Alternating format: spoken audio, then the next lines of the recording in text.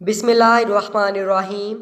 हज़रत अबू उमामा रज़ी अल्लाह ताला अन्हो का असल नाम सुदी बिन अजलान है, लेकिन ये अपनी कुनयत अबू उमामा बाहिली के नाम से मशहूर है। ये जब दायरा इस्लाम में दाखिल हुए तो रसूलुल्लाह सल्लल्लाहु अलैहि वसल्लम ने इन्हें हुक्म फरमाया कि जाओ अपनी कौम को इस्लाम की तबलीग करो। चुनाचा हुक्म नबवी सल्लल्लाहु अलैहि वसल्लम की तामील में अपने कबीले पहुँचे। आपने अपने कबीले के लोगों को इस्लाम की दावत दी, बजाय इसके कि आपकी दावत पर लब्बैक कहते और इस्लाम कबूल करते।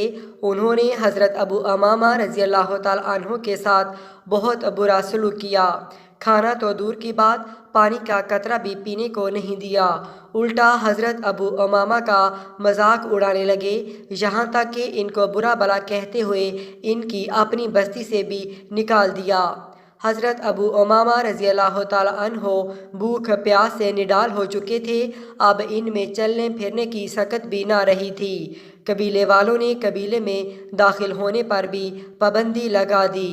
वो लाचार होकर खुले मैदान में ही सो गए। हज़रत अबू उमामा रज़ी अल्लाह ताला अन्हो ने ख्वाब में देखा कि एक फ़रिश्ता आया और इन्हें दूध से भरा हुआ बर्तन पेश किया। हज़रत अबू उमामा रज़ी अल्लाह ताला अन्हो ने ख्वाब में खूब सैर होकर दूध पिया। अल्लाह ताला की शान देखिए कि जब नींद से बेदार हुए तो ना भूख का ख्याल था, ना ही प्यास बाकी थी।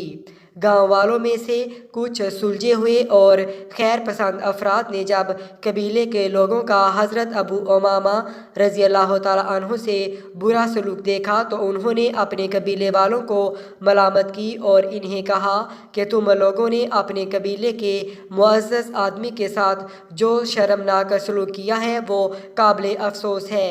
अपने ही गांव के आदमी के साथ तुम्हारा ये रवैया कबीले के लिए रसवाई का बायस है। ये सुनकर गांव वालों को नदामत हुई और वो खाना पानी वगैरह लेकर हज़रत अबू उमामा रज़ी अल्लाह ताला अन्हु के पास पहुँचे और अपने किए पर शर्मिंदगी का एहसास किया और खाना पेश किया। आपने फरमाया, आप मुझे तुम्हारे खाने और पीने की ज़रूरत नहीं रही, मुझे मेरे रब ने खिला पिला दिया है। और फिर अपने ख्वाब का वाक़या बयान किया।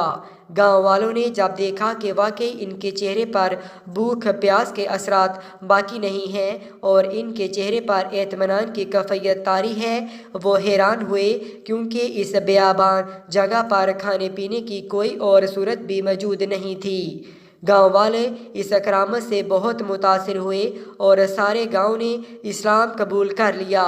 एक मर्तबा आप रज़ी अल्लाह ताला अन्हो बारगाह रिसालत में हाजिर हुए और अर्ज़ गुज़ार हुए, मुझे किसी नेक काम का हुक्म फरमा दीजिए। अरशाद फरमाया, रोज़े को लाजिम पकड़ लो, इसकी मिसल कोई अमल नहीं।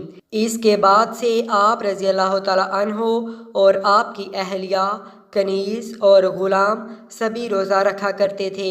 यहाँ तक कि दिन के वक़्त आप रज़ी अल्लाह ताला अन्हु के घर में खाना पकता या धुआं निकलता तो लोग समझ जाते कि आप रज़ी अल्लाह ताला अन्हु के घर में कोई ना कोई मेहमान ज़रूर ठहरा है कि जिसके लिए खाना पक रहा है।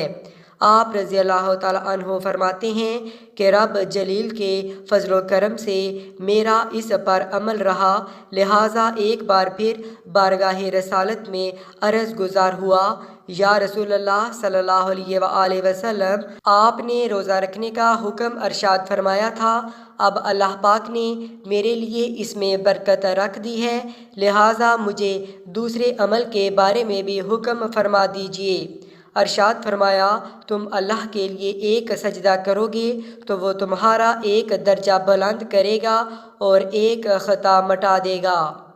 एक मरतबा आप रज़ी अल्लाह ताला अन्हु के पास सिर्फ 3 दिनार थे। दरवाज़े पर साइल आया और आपने उसे 1 दिनार दे दिया। फिर दूसरा साइल आया तो उसे भी 1 दिनार दे दिया। फिर तीसरा साइल आया तो उसे आखिरी दिनार भी दे दिया।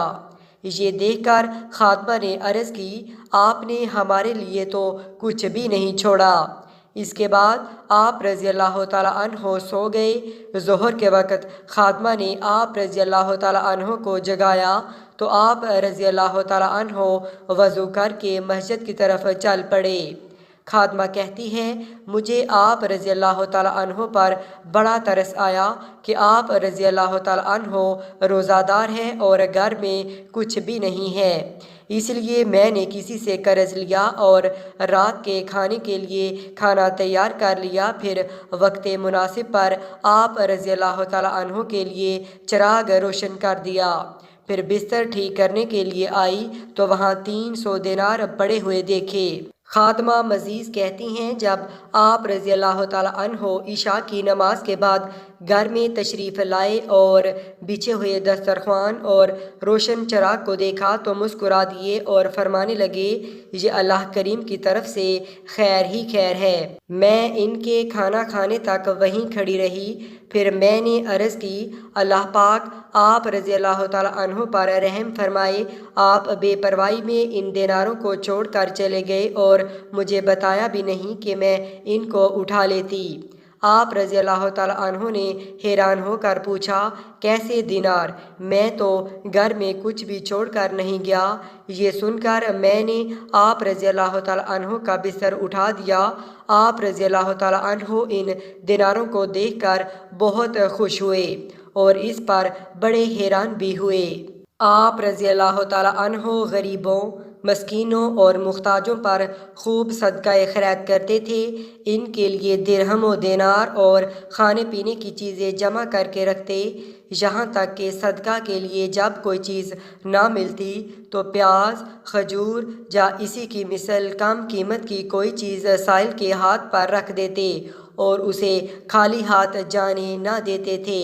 تابعی بزرگ حضرت محمد بن زید الہانی رحمۃ اللہ علیہ فرماتے ہیں کہ ایک مرتبہ میں نے حضرت ابو امامہ باہلی رضی اللہ تعالیٰ عنہ کا ہاتھ پکڑا اور ان کے ساتھ ان کے گھر کی جانب چلنے لگا۔ راستے میں جو بھی مسلمان بچہ یا بڑا قریب سے گزرتا تو حضرت ابو امامہ باہلی رضی اللہ تعالیٰ عنہ اسے سلام ضرور کرتے۔